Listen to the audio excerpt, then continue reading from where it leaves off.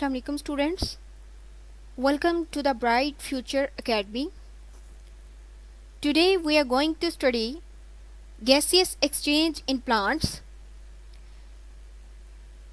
The process of gaseous exchange in plants is different from the process of gaseous exchange in animals, because animals or humans possesses specific organs or structures to exchange gases with the environment, and in case of plants they don't have organs or systems for the exchange of gases with the environment.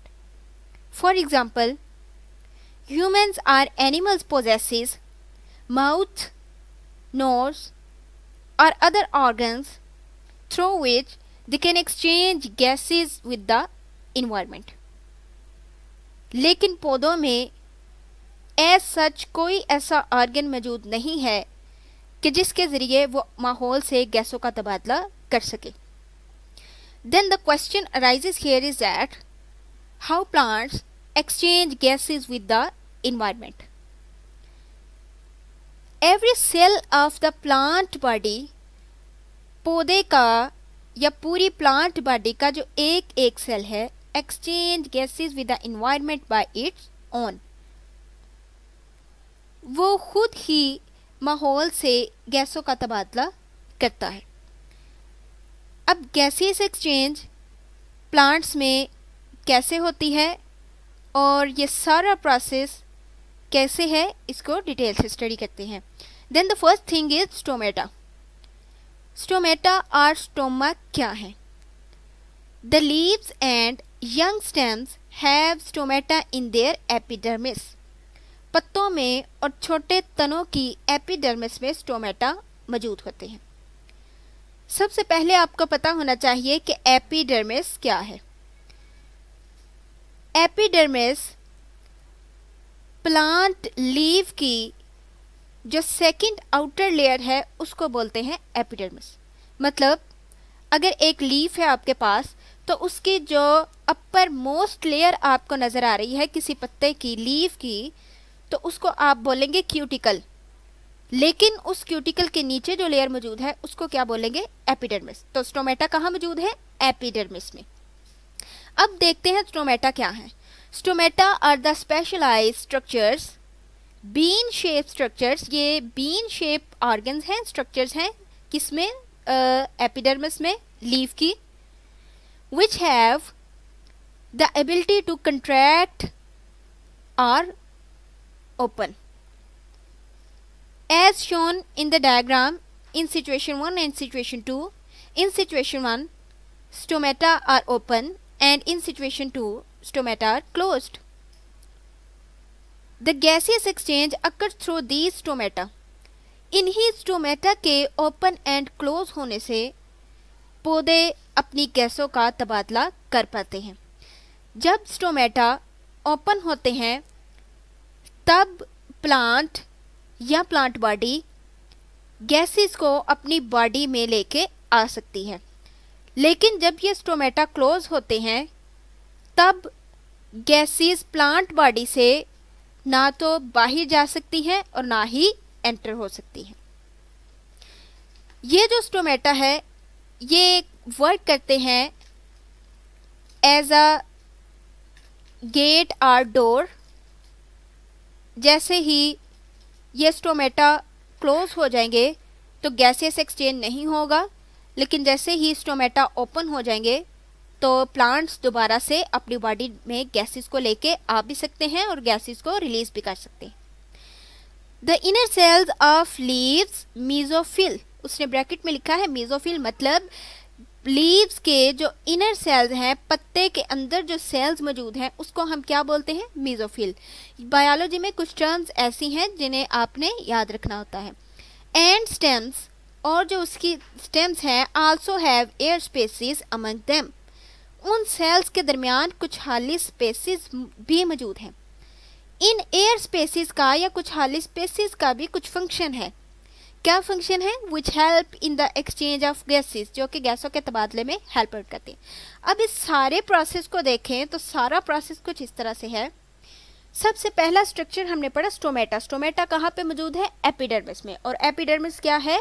The second outer layer of a leaf.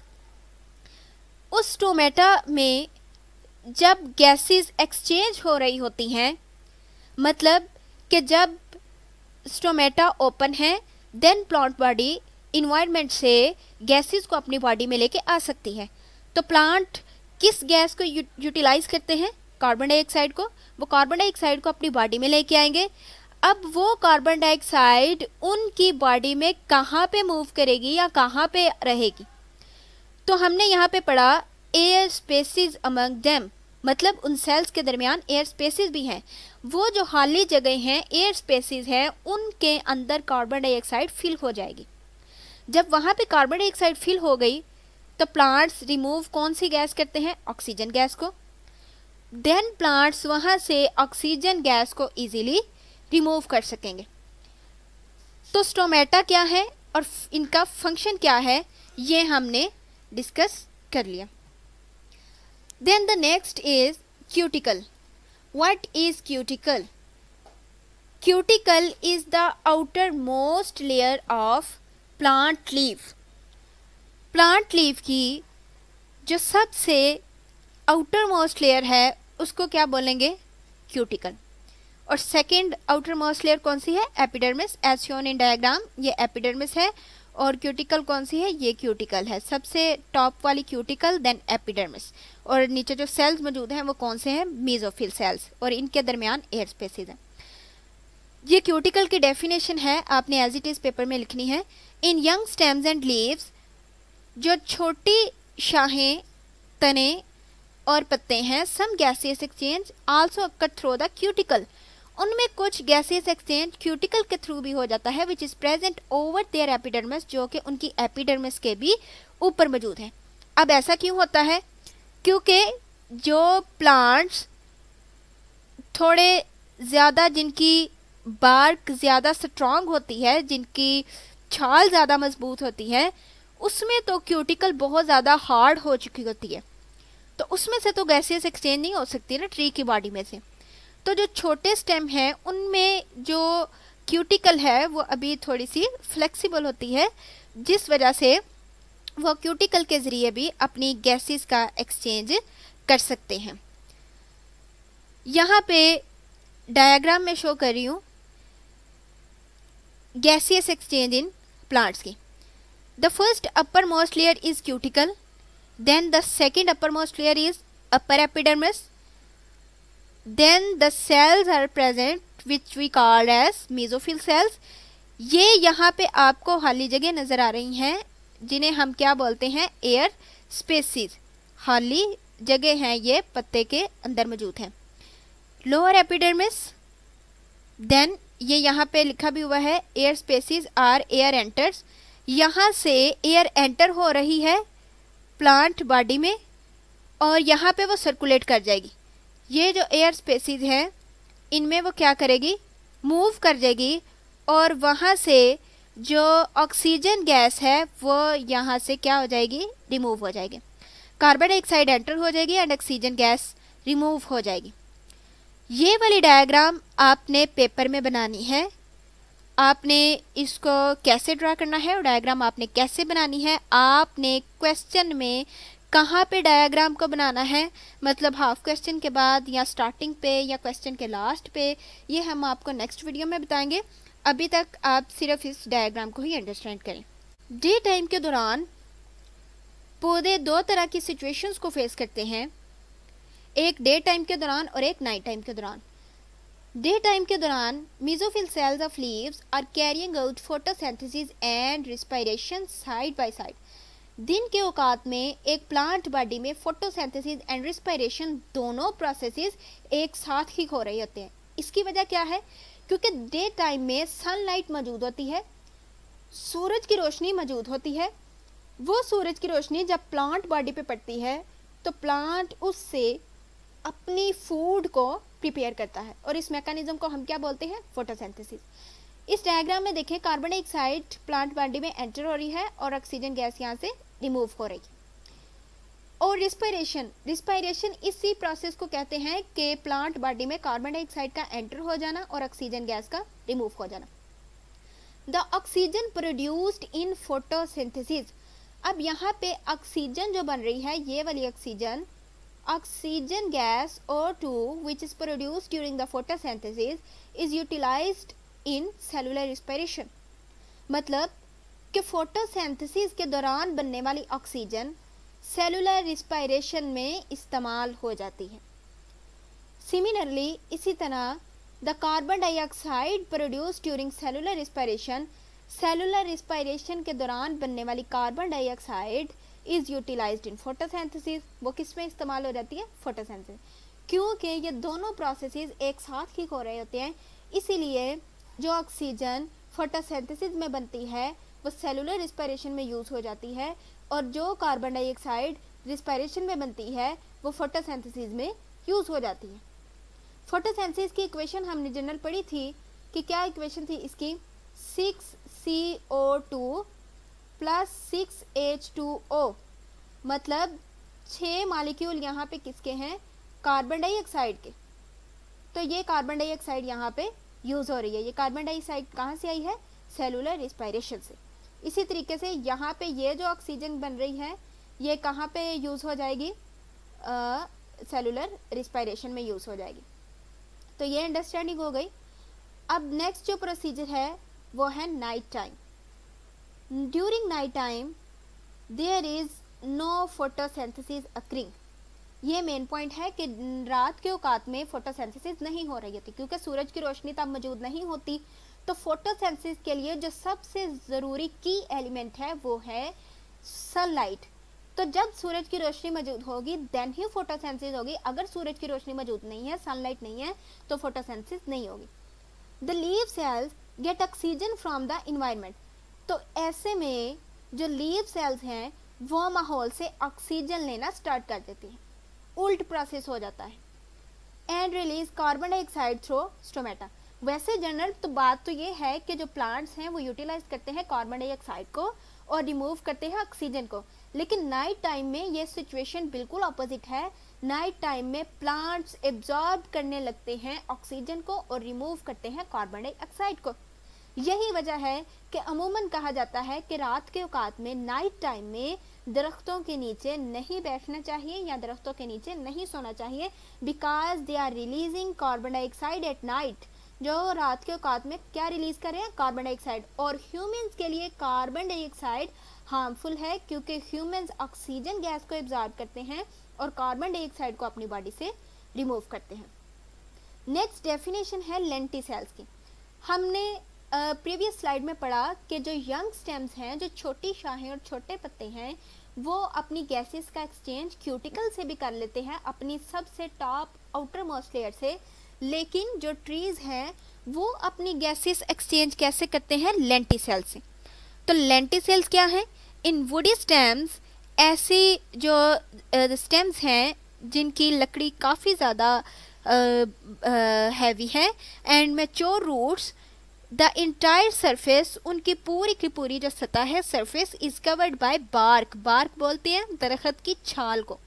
The outer cover, किसी भी दरख्त या tree के इर्द गिर्द जो सबसे ज़्यादा मोटी लकड़ी जो हमें नज़र आ रही होती है, बाज़-औक़ात कुछ वक्त गुजरने के साथ वो लकड़ी खुद ब खुद रिमूव भी होना स्टार्ट हो जाती है, तो उसको कहा जाता है बार्क। उस बार्क में ये लेंटिसेल्स मौजूद होते हैं, which is imperious to gases और वाटर, जो कि अपने अंदर से गैसेस को या पानी को गुजरने की इजाज़त दे सकते हैं, क्योंकि उस टाइम पे उस प्लांट बॉडी की या ट्री की जो क्यूटिकल है वो बहुत ज़्यादा हार्ड हो चुकी होती है, जिसमें से गैसेस एक्सचेंज नहीं हो सकती। तो प्लांट्स ने तो किसी तरीके से गैसेस एक्सचेंज करनी है। देन वो क्या करते हैं? लेंटिसेल्स अलाउ करते हैं गैसेस को और वाटर को, ताकि वो प्लांट बॉडी में एंटर भी हो सके और वहाँ से रिमूव भी हो सके। However there are certain pores in the layer of bark. लेकिन उस छाल की लेयर में कुछ पोर्स भी होते हैं, कुछ सुराख होते हैं। उन पोर्स को हम क्या बोलते हैं? लेंटिसेल्स। ये डेफिनेशन आपने प्रॉपर याद करनी है, ये शॉर्ट क्वेश्चन भी बोर्ड में पूछा जाता है। What are lenticels. नेक्स्ट है फंक्शन ऑफ लेंटिसेल्स। लेंटिसेल्स का फंक्शन क्या है? The lenticels allow air to pass through them. Lenticels अपने अंदर से एयर को पास होने देते हैं। एयर से मुराद कार्बन डाइऑक्साइड, क्योंकि प्लांट्स क्या ऑब्जर्व करते हैं? कार्बन डाइऑक्साइड डे टाइम में और नाइट टाइम में ऑक्सीजन गैस को। Gases diffuse in, gases in में एंटर भी हो जाती हैं एंड आउट, और इनसे बाहर भी आ जाती हैं of the general surface of the young roots, इन जड़ों की सरफेस में से या इन ट्रीज में से। The gases are found in the soil surrounding the roots, और वह गैसेज कहाँ से आती हैं? जो कि रूट्स या ट्री के इर्द गिर्द जो पाई जाती हैं। तो लेंटिसेल्स के जरिए से प्लांट्स क्या करते हैं? Gases exchange. लेकिन जो यंग रूट्स हैं वो क्यूटिकल के ज़रिए से, और सबसे फर्स्ट पे स्टोमेटा के ज़रिए। स्टोमेटा के ज़रिए से भी प्लांट्स गैसेस एक्सचेंज करते हैं। यहाँ पे डायग्राम है लेंटिसेल्स की। ये जो आपको स्ट्रक्चर नज़र आ रहा है, या ये जो आपको जितने भी ये स्मॉल पोर्स नज़र आ रहे हैं in the layer of bark, इस दरख्त की छाल में, इन सब को हम क्या बोलेंगे? लेंटिसेल्स बोलेंगे। तो ठीक है, ये डायग्राम आपने जस्ट अंडरस्टैंडिंग के लिए करनी है। इस डायग्राम को आपने पेपर के लिए तैयार नहीं करना। नेक्स्ट हम देखते हैं कि एक्वेटिक प्लांट्स में गैसियस एक्सचेंज कैसे होती है। एक्वेटिक से एक्वा वर्ड है, तो एक्वा से क्या मुराद है? वाटर। फार्मूला लिख लेते हैं इसका। क्या फार्मूला है? H2O। अब ऐसे प्लांट्स, मैंने इधर स्लाइड में भी शो करवाया, अब ऐसे प्लांट्स के जो मुकम्मल तौर पर पानी में मौजूद होते हैं, या जिनकी स्टेम्स मुकम्मल तौर पर पानी में मौजूद होती हैं, वो किस तरह से गैसेस एक्सचेंज करते हैं माहौल के साथ, इन्वायरमेंट के साथ। The aquatic plants get the oxygen dissolved in water, ये ऑक्सीजन को हासिल करते हैं जो कि पानी में जज़ब हो चुकी है, एंड रिलीज कार्बन डाइऑक्साइड, और कार्बन डाइऑक्साइड को रिमूव करते हैं पानी में ही। ये वाटर में ही मौजूद ऑक्सीजन, क्योंकि वाटर का फार्मूला क्या है? H2O, and water also carry some oxygen. तो ये उस ऑक्सीजन को अपनी बॉडी में एंटर करवाते हैं और कार्बन डाइऑक्साइड को रिलीज करते हैं उसी वाटर में। The lenticels are slightly more raised than the general surface of the stem. इनकी सरफेस पे लेंटिसेल्स आम सरफेस की थोड़े से ज़्यादा मौजूद होते हैं, क्योंकि ये इन्वायरमेंट में इनकी स्टेम मौजूद नहीं होती। ये मुकम्मल तौर पर या पार्शियली डिज़ोल्व्ड होते हैं वाटर में इनके स्टेम्स, जिस वजह से इनको थोड़े से गैसेस एक्सचेंज करने में थोड़ा सा डिफ़िकल्टी का सामना करना पड़ता है। तो ये वाटर से ही अपनी गैसेस को एक्सचेंज करवाते हैं, उसी वाटर से एब्जॉर्ब करते हैं और उसी वाटर में रिमूव करते हैं। तो ये मैंने जितने पॉइंट्स आपके साथ शेयर किए, आपने इसी क्वेश्चन को ऐसे ही तैयार करना है, पेपर में आपने ऐसे ही लिखना है। कोई एडिशनल थिंग आपने ऐड नहीं करनी, कोई एडिशनल चीज़ आपने याद नहीं करनी। डायग्राम आपने जस्ट एक ही बनानी है। ये वाली डायग्राम आप बनाएंगे पेपर में, इस क्वेश्चन के साथ डायग्राम ज़रूरी है। ये डायग्राम कैसे बनानी है आपने और कहाँ पर बनानी है, ये हम आपको अपनी नेक्स्ट वीडियो में बताएंगे। आप चैनल को सब्सक्राइब ज़रूर करें, वीडियो को लाइक एंड शेयर भी करें। तो लेक्चर अच्छा लगा हो तो कमेंट्स की सूरत में आप हमें फीडबैक भी दें। तो मिलते हैं अपनी नेक्स्ट वीडियो में नेक्स्ट लेक्चर के साथ। तब तक के लिए अल्लाह हाफिज़। Thanks for watching.